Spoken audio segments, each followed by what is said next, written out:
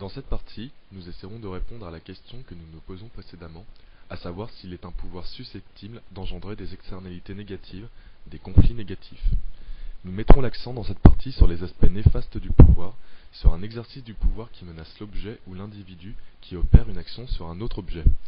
À cet effet, nous le nommerons pouvoir de destruction, en opposition au pouvoir de préservation que nous développerons plus loin. Selon la classification de French et Raven, 5 formes de pouvoir sont identifiables dans les organisations. Parmi celles-ci, nous avons retenu 2 d'entre elles, à savoir le pouvoir de sanction et le pouvoir d'expertise, dont les effets potentiels sont suffisamment puissants pour que nous développions une certaine réflexion sur le sujet. Le pouvoir coercitif est gagné par la force et induit la notion de menace. Il est à éviter car ne permet pas de gagner le respect des subordonnés, du cadre ainsi promu. Il peut même entraîner un climat néfaste, propice au harcèlement et au sentiment de mal-être, peur, menace, stress. Ce pouvoir de sanction est l'exemple type des pouvoirs liberticides dont les conséquences peuvent être profondément dommageables pour l'individu salarié, le groupe de travail et le fonctionnement global de l'entreprise. Cette forme de gestion des ressources humaines ne laisse aucun potentiel d'action aux salariés.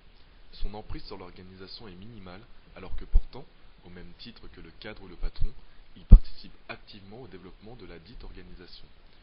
Ce pouvoir liberticide pouvant se traduire sous la forme de réprimande, de rétrogradation, de refus de promotion ou encore par une surveillance accrue, comporte donc un risque considérable dans le sens où il induit une forme de soumission à l'autorité.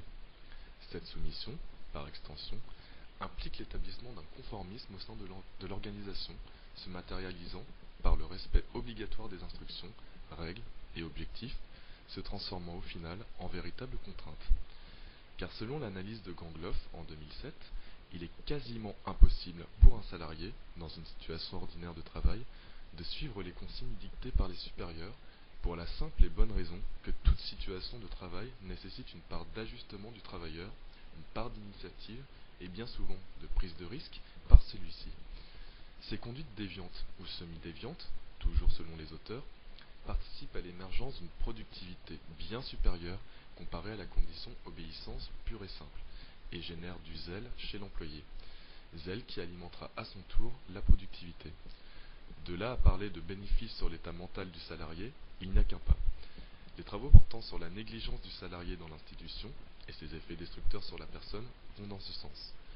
Ainsi, les conséquences de ce pouvoir coercitif, à savoir l'autonomie encadrée et la perte de liberté individuelle, participent conjointement à réduire le potentiel productif d'une entreprise et également diminuent considérablement l'impact du salarié dans l'organisation.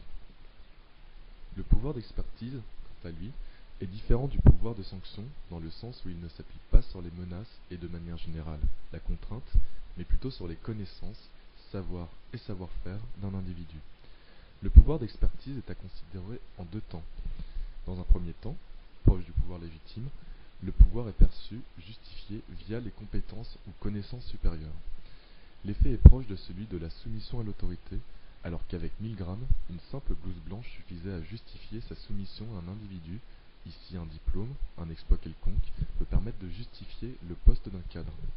Seulement, dans un deuxième temps, ce pouvoir, pour continuer d'être accepté, devra être confirmé par les décisions de ce cadre. De plus, celui-ci devra continuer de se développer, de s'instruire, pour justifier le mérite de sa position. Par exemple, De Singe, en citant une phrase de Crozier, « Chaque membre d'une organisation est un expert à sa façon », expliquait à juste titre que seuls ceux qui ont une compétence spécialisée, qui est difficile à remplacer, jouissent d'un certain pouvoir. Ce pouvoir est identifié par Hunt et Nevin, en 1974, comme étant non coercitif, à l'instar de la récompense, la légitimité et la valeur de référence, mais tend à former une élite au sein de l'entreprise, s'il est employé de manière dysfonctionnelle. Car si une élite dispose de connaissances spécifiques constituant la pierre angulaire de leur pouvoir, les salariés, ne disposant pas de ces connaissances et de facto ne disposant pas de pouvoir, n'ont d'autre fonction dans l'organisation que celle de simples exécutants. Ainsi, ces simples exécutants dépourvus d'emprise, d'impact sur l'organisation, tiennent davantage de la main-d'œuvre facilement manipulable de l'époque de Taylor, plutôt que du travailleur salarié, acteur de l'organisation, pouvant devenir l'employé de l'entreprise d'une nouvelle ère. Les recherches portant sur la soumission à l'autorité illustrent parfaitement notre propos. L'expérience de Hoeffling en 1966 notamment. Ces résultats montrent que sur 22 infirmières, donc des exécutantes, 21 ont accepté d'administrer un médicament à une dose disproportionnée pour le patient lorsqu'un médecin, donc le pouvoir d'expertise, le leur prescrive lors d'un appel téléphonique, alors que bien entendu, cette procédure est strictement interdite dans un hôpital. Ce qui ressort de ces études est la notion d'agentisation de l'individu face à une autorité jugée compétente et légitime. Et au final, cette autorité jugée compétente et légitime peut très aisément devenir néfaste pour l'organisation si elle s'isole de plus en plus des réalités de l'entreprise. Nous entendons par là que plus une autorité est jugée experte par les subordonnés, plus son pouvoir augmente et plus elle s'isole du réel. Par conséquent, cette escalade peut mener au risque d'une perception biaisée de l'organisation. À titre d'exemple, l'étude de Georgeson et Harris en 1998 met en exergue que plus un individu a de pouvoir et plus il évalue sa performance positivement. Par contre, il aura tendance à juger celle des autres médiocrement. L'étude de Kipnis en 1972, s'intéressant aux effets de l'importance du pouvoir de manager sur des étudiants, va dans la même optique. Les managers devaient rendre les étudiants les plus efficaces possibles dans la réalisation de la tâche pour laquelle ils étaient rémunérés.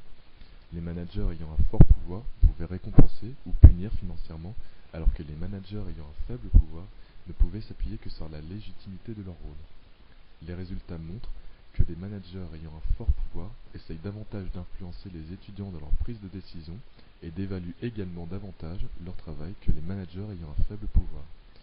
D'autre part, il s'avère que les managers à fort pouvoir étaient davantage enclins à utiliser la manipulation et portaient moins d'intérêt à la valeur humaine. Enfin, les managers à fort pouvoir s'attribuent davantage le mérite de la performance de l'étudiant. Cet effet peut ainsi contribuer à maintenir les salariés subordonnés au rang d'exécutants et freiner le développement de leur potentiel. Au final, à travers cette brève présentation des pendants négatifs de 2 des 5 formes de pouvoir décrites par French et Raven, il nous semble important de préciser que tout type de pouvoir peut potentiellement amener à des conséquences négatives pour les organisations et ses membres. Car le lien possible et probable entre un patron expert et un patron légitime, ou entre un patron qui sanctionne et un autre qui récompense, est l'attrait provoqué par le pouvoir sur ces derniers et les différentes stratégies mises en place pour le conserver. Il n'est alors pas surprenant de constater qu'expérimentalement, des cadres choisissent majoritairement de préserver le pouvoir d'une entreprise au détriment de son efficacité, voir Gangloff 1996 à ce propos. Mais cet effet est d'autant plus puissant que la perception de menace est elle-même forte.